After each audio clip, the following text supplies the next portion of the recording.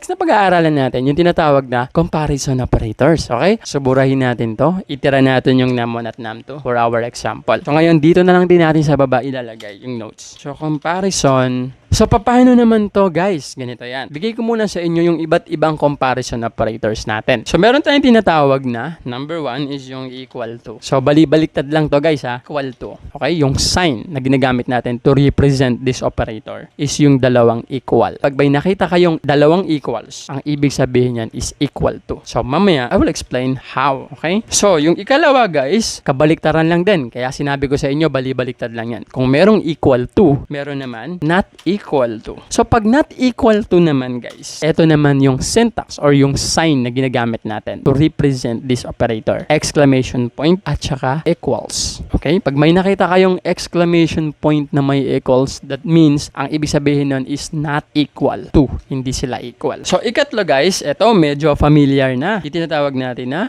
greater than. So, papaliwanag ko pa ba? Sige, paliwanag natin. Pag sinabing greater than, mas mataas siya dun sa kino-compare sa kanya. So, ano yung sign na ginagamit? Eto, guys. Okay? So, familiar na tayo dyan. Pagka ganyan yung sign, greater than yan. Okay. Siyempre, yung ikaapat, kung merong greater than, merong less than. Sabi ko nga sa inyo, parang binabaliktad-baliktad lang yan. Medyo marami yung comparison operators, pero madali naman siyang maintindihan, di ba? Less than. So, ito yung sign niya, guys. So, ano ibig sabihin ng less than? Siyempre, yung pinaka-konti. Oh. So, yung panglima, guys, is yung ito. Alam ko, familiar din sa inyo to, guys. Greater than or equal to. Anong ibig sabihin yan? Mas mataas or kung hindi man is kasing pareho niya. Okay? So, ito yung sign na ginagamit natin dyan pag kinocode natin. So, yung ika-anim, ito yung panghuli, guys. Kabaliktaran pa rin kung merong greater than or equal to. Siyempre, merong tinatawag na less than or equal to. Okay? Ito naman, mas mababa sa kanya or kapareho niya. So, i-demo na natin. I know na meron na kayong idea dyan. Alam ko, elementary pa lang, pinag-aaralan na natin equal to, not equal to, greater than, less than, or greater than or equal to. Alam ko, alam nyo na yan, guys. Pero, ang pag-uusapan natin dyan, paano natin siya i-code ngayon, okay? So, simulan na natin. And, syempre, meron na tayo ritong dalawang data. Okay? Si num1 at si num2. Palitan natin yung value. Gawin natin simple. Sabihin natin si num1 10, si num2 20. I want you to take note, guys, na pag ang ginagamit natin is itong comparison operator. We are looking for answer like true or false. Okay? Ganun yung hinahanap natin. Ganito yung structure ng tanong dyan. Okay? Halimbawa, itong num1 is 10. Yung num2 is 20. Yan, nakikita naman natin. So, pag ginamit natin tong equal to, ganito yung mangyayari dyan, guys. Is 10, is num1 equal to num2? So, ang hinihingi nating sagot dyan, guys, hindi number. We are asking the program, is it true or is it false? Okay? Is num1 equal to num2? Siyempre, ang sagot dyan is false. Diba? So, sasagutin tayo ni program not using numbers. It's going to answer us using true or false. So, tandaan natin yan, guys. Ang sagot niya dyan is true or false. Yan. So, bakit ko sinasabi na true or false yung isasagot sa atin ni program? Kasi ganito, guys. Gagawa pa tayo ng isa pang variable, diba? Yung variable natin, doon natin ilalagay itong equal to na operation. Ngayon, guys, dahil variable yun, meron yung data types. So, ngayon, ano yung data types na gagamitin natin? Since we are now looking for an answer true or false. Yung value ng variable natin will be true or false na. So, ano yung data type? Again, kung naalala ninyo pinag-aralan natin, pag true or false yung value na hinihingi natin sa data, guys, it will be Boolean. Okay? Boolean yung data types na gagamitin natin. So, gawa ngayon tayo ng ating variable. Sabihin natin, yung variable ko is ito. Para maintindihan ninyo ng mas malinaw. Magkapareho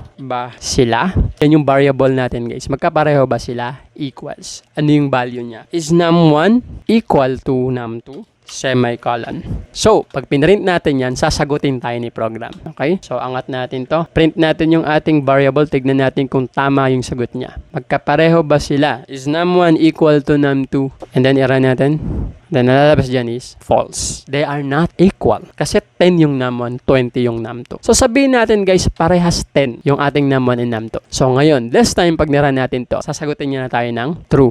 Bakit? Kasi pareho ng 10 si num1 at num2. So, in this case, guys, makikita ninyo, nagkakaroon na ng comparison ability yung ating program. Diba? Kaya niya nang mag-compare ng value ng data. Unlike dun sa arithmetics, kung saan dinedefine or minamanipulate niya yung mga data natin. Pinag-add niya, subtract, multiply, or divide. Other than that, kaya niyang alamin guys kung hindi sila equal, okay? Syempre, logic yun. Kung kaya niyang i-determine kung equal sila, kaya niya ring i-determine syempre na hindi sila equal. Pero ang pag-uusapan kasi dito is paano siya kinocode. So ngayon, simulan na natin. Yung ating ikalawang comparison operator, so boolean pa rin yung ating data types. Magkaiba sila. Yan na lang, parang madali. Magkaiba sila. Anong value? Si num1 not equal. O, tandaan ninyo guys, yung ginagamit nating sign sa not equal, ito. Kita ba sa cam? Ayan. Not equal.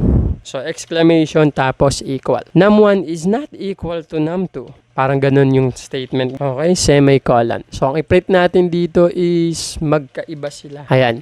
So, pag niran natin to guys, num1 is not equal to num2. Ang sagot dyan is false. Bakit? Pareha silang ngayong 10, no? 10 si num1, 10 si num2. So, pag sinabi natin magkaiba sila, that's false. So, iran nga natin. Ang lalabas dyan is false. Why? Because they are the same. Ngayon, kung papalitan ko si num2, gagawin kong 40. Tapos, ang tanong natin is, they are not equal or is not equal. Pag nira natin yan, true na yung sagot. Kasi, hindi naman talaga sila na equal. 10 na tsaka 40. Okay? Yung ikatlong comparison operator natin, boolean pa rin. So, bakit boolean? Because we're asking for true or false na value. Okay? So, yung ikatlo natin, guys, is yung greater than. Okay? Sabihin natin, mas mataas. Equals. Ano yung value? Si num1, num2.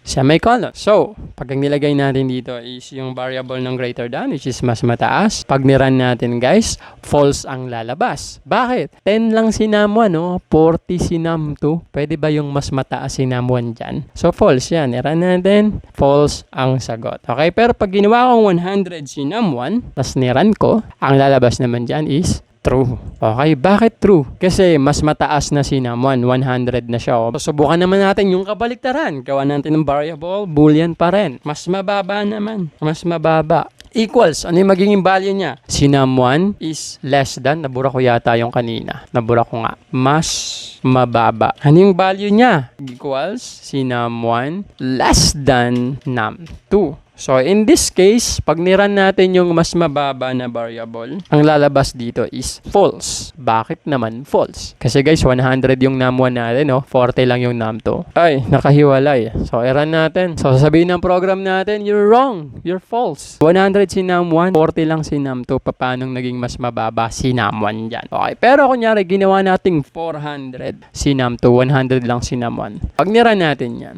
masasagot niya na yan, non-true. Okay na, mas mababa si num1 kaysa kay num2. And that's how it works. Subukan naman natin ngayon guys, itong dalawa. Medyo nakaka-intriga itong dalawa. Itong greater than or equal to. So, ilagay natin, boolean pa rin yung data types natin. Gawan natin ng variable. Greater than or equal to. Yan na lang yung gamitin nating variable. Equals, ano yung magiging value niya? So, lagay natin yung sign. So, sabihin natin, si num1 ba, ito yung sign guys ha, ay greater than or equal to num2. Okay guys, so paano yan? Ganito tumatakbo yung logic niyan guys. Yung num1 natin ngayon, siya ay 100. Okay? Si num2 is 400. So, punta tayo sa unang part. Si num1 ba is greater? False. Okay? So, sa ikalawang part naman, equal. False pa din. Then, ang sagot dyan is false. Okay? So, iran natin. Palitan mo natin to. GOE na. Greater or equal to. Iran natin. False ang sagot. Okay? Pero, kunyari, tataasan ko yung num1. Gawin natin 1,000. 400 lang yung num2. Balik tayo sa statement natin. Si num1 ba is greater? Yes. Bakit? Greater 1,000 na siya, oh. 400 lang si num2. Eh, yung ikalawa, is it equal? No. Pero ang sagot is true. Basta may tumama dyan, guys, kahit alin dyan sa dalawa. Kung hindi man equal, at least greater, true pa rin yung sagot. Pag niran natin, true yung sagot. Okay? Ayan. So, papatunahin natin. Huwag natin gawing greater. I-equal lang natin siya. Si iran natin, true pa rin yung sagot. Bakit true? Hindi nga siya greater, pero equal naman siya. Eh, di true pa din. Okay? Kahit alin dyan yung tumama, basta may tumama, true yan. Okay? Kahit na greater or equal, basta may isang tumama dyan, true yung sagot. Pero pag parehas, walang tumama, hindi na nga greater, hindi pa equal. False na yan, guys. Okay? The same thing applies dun sa last natin na comparison operator. Yung less than or equal to. So, lagay natin, si num1 ba is ganito yung sign? Less than or equal to num2. Kasi greater than siya, okay? Sasabihin naman natin, guys, dito nakalagay si num1 is 100, si num2 is 400. Less than ba si num1? So, run natin, nagkamali yung equals natin. So, true yung sagot dito. Kasi, less than yung 100 sa 400. Ngayon, pag ginawa natin itong 400, true pa din. Hindi man siya less than, pero equal naman sila. Pero pag ginawa ko itong 500. Tapos niran ko. False na yan kasi hindi na siya less than, hindi pa equal. Okay guys, so that's basically how the comparison operator works. So medyo familiar pa rin yan guys. Okay? Yung ikatlo, ito yung medyo intriguing. So burahin na natin tong ating example. Tira pa rin natin yung ating mga given data. So yan, burahin din natin to. Ikatlong pag-aaralan natin guys, yung tinatawag na logical operators.